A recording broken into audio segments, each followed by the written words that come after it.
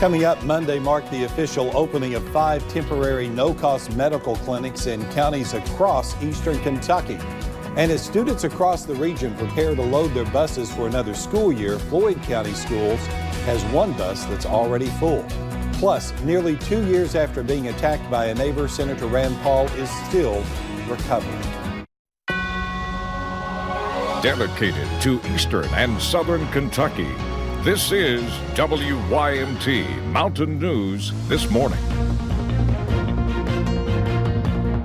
And good Tuesday morning. I'm Neil Middleton. Brandon, you know, we've been talking all morning about this fog out there, and it's worse than it was yesterday. Feels good, but you got to be careful if you're driving into work. Exactly. And earlier in the newscast, around 5 o'clock, it wasn't looking as bad on the sensors, but now it's creeping slowly eastward. It's been bad all down south this morning. We'll take a look outside WYMT, and you can see it starting to filter in here as well, kind of over the horizon right now, but I'm sure up in some of those areas looking pretty rough there here in the upper, kind of the higher parts of, not exactly the high elevations, but the higher parts of Perry County. You can see down south there, close to zero visibility across much of the Cumberland Valley out toward I-75. Little bad spots up to the north as well. Temperatures in the 60s across the region this morning. Some spots close to 60 there. Your iced coffee forecast, you won't need too much today, a small one there, because only patchy fog, or only temperatures there in the low 60s and patchy fog, patchy dense fog around this morning. As we head into the afternoon hours, we'll see those temperatures climb, getting into the mid to upper 80s by this afternoon. The full forecast is on the way here in just a few minutes. Neil? All right. Thanks, Brandon. Well, Monday marked the official opening of 5 no-cost medical clinics in counties across eastern Kentucky. Operation Cole County Medical is provided by the military to provide them with readiness training for deployment. WYMT's Lacey Roberts shows us the team in action. Here in Clay County Monday, they are making prescription eyeglasses. We ensure that each process is actually pretty good before we move on to the next. Team leader Yolanda King heads a factory in Norfolk that is the largest hub for making eyeglasses for the military, where up to 2,000 are made a day. Here in eastern Kentucky, they have made 150 eyeglasses in just a couple of hours. It is limited to what we can do, but it is just enough for what we need. All the equipment used to make these is exactly what is used in the field to ensure the most accurate training done. Each pattern is made for a specific lens. The roller follows the pattern, cutting the lens to the specific shape. I placed that orange line in the center of the lens just to make sure that that's going to fit precisely into that frame. The air pressure holds the lens tightly and it will not slip, making sure not to damage the lens. We're going to pull that right lens and input that into the machine and chuck that. Then it moves to the last stages, where it must pass a final test. This test ensures if the patient gets injured, the lens will not cause further damage. If they do not pass inspection, they become reject. It is not a reject. Whilst actually working here in the Cole County region, less than 1% of the work that we've fabricated has been rejects. We've been spot on. While other services are also provided at this same clinic, being a part of helping someone see again is something they say they will never forget. In Clay County, Lacey Roberts, WYMT Mountain News. Now, the counties participating are Knox, Jackson, Leslie, and Clay counties. Each has a medical clinic set up to provide first-come, first-serve service. You can check out WYMT.com for locations in each county. All clinics are open through Saturday, 8 a.m. to 4 p.m. and Sunday from noon until 4 p.m. Floyd County Schools unveiled its new STEM bus yesterday. The bus will travel between Floyd County schools, giving students a chance to experience STEM in a new way. The bus houses technology that is expected to show students different hands-on activities, incorporating STEM principles to create new career goals. The bus is funded through the Gear Up an Eastern Kentucky grant. Gear Up College and career navigator Zach Nicholas will be the STEM's bus driver. He says it will be a great addition to Floyd County's curriculum. Expose them to coding, circuitry, VR, virtual reality, to really excite them about STEM opportunities and careers. The STEM bus is a $200,000 investment. He was known for playing the piano and going to church, but mainly cutting hair for decades. A longtime Floyd County barber, 85-year-old Gary Wright, died Friday after health complications. WYMT's Marianne Fletcher talked to community members feeling the loss.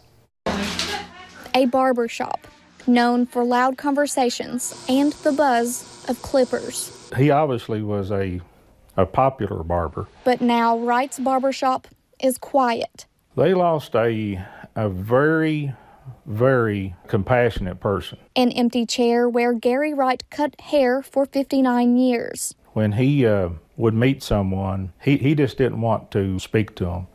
He wanted to know about them.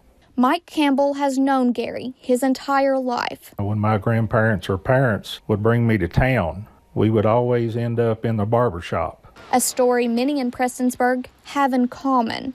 But when Gary was not cutting hair, he loved playing the piano and going to church. Probably perfect attendance at Sunday school for over 12 years. Had never missed a Sunday. Tom Biddle is the pastor for the Prestonsburg First Baptist Church. One of our longtime members, one of our most faithful members before he became ill. Gary Wright died Friday after health complications. But he was more than just a barber. It was an experience going there. And although many went to Gary for a haircut, they left with much more. If they needed some money for something out of his own pocket, he would just donate it and give it. Leaving an empty seat at church, in his shop, and the hearts of many. My best friends. They fed me all these years. In Floyd County. A town and family icon. Marianne Fletcher, WYMT Mountain News. Now, visitation for Gary Wright is at 5 p.m. Friday at the Irene Cole Memorial First Baptist Church. His funeral service is at the church on Saturday at 1 o'clock. The granddaughter of Robert F. Kennedy was buried in Massachusetts on Monday.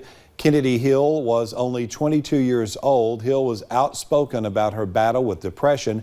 Going into her senior year at Boston College, she fought it openly. She died last week, possibly from a drug overdose. However, toxicology reports to confirm her cause of death are still unreleased.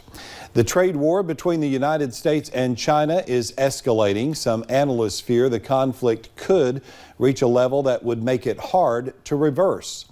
Tensions started to escalate last week when President Trump vowed to impose a 10% tariff on $300 billion worth of U.S. imports from China. China responded by defaulting its currency, effectively offsetting the tariffs and halting purchases of American agricultural products.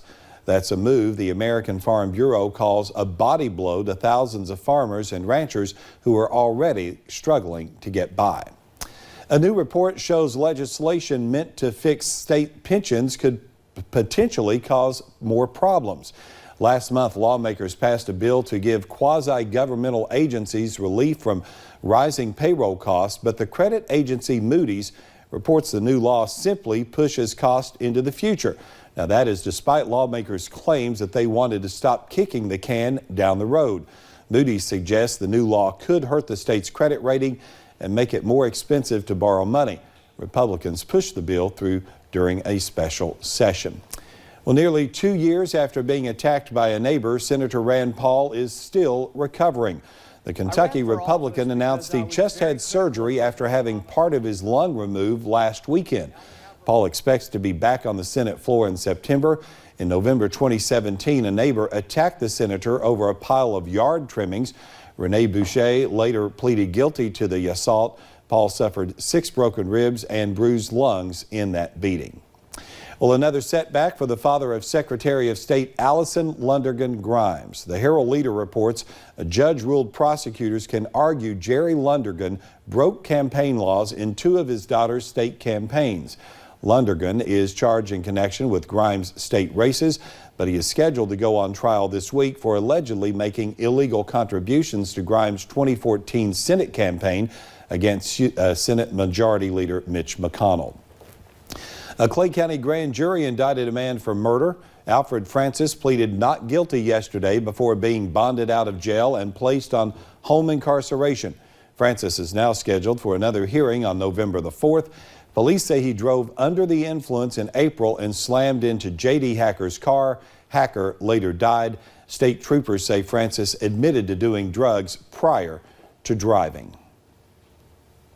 And an unusual theft in Knox County. Police say Joshua Taylor drilled a hole in the bottom of a person's car to drain gasoline from the tank. Now, here is a picture of Taylor. Police say the alleged crime happened on Thursday. They arrested him Sunday. When making the arrest, deputies say they found drugs that included meth. He faces drug and criminal mischief charges.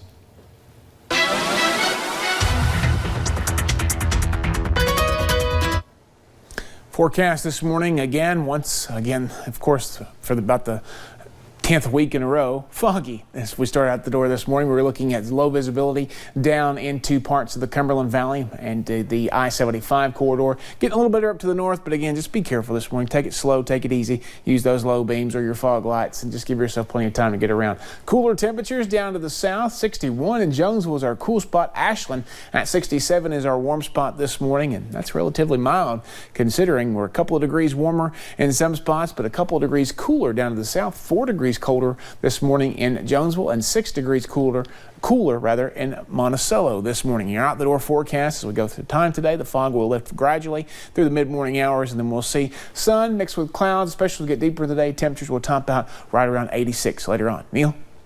Thanks, Brandon. We'll have stories trending on WYMT.com next. Thank you for joining us on Mountain News this morning. Coming up, crews stopped recovery efforts in the search for a man who fell down a mine shaft. And Governor Bevin announced more than $15 million in excess coal severance tax revenue will be split between certain Kentucky counties.